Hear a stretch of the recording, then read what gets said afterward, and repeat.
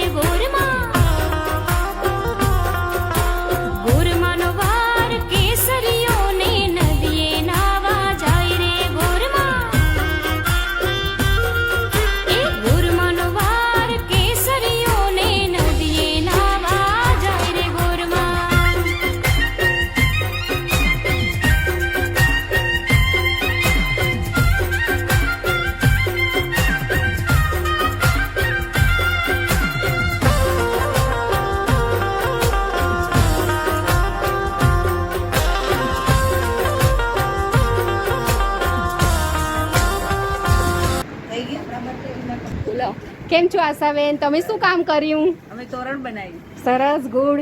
તમે આશાબેન? અમે આ બધું ડેકોરેશન કર્યું. સરસ, ગુડ.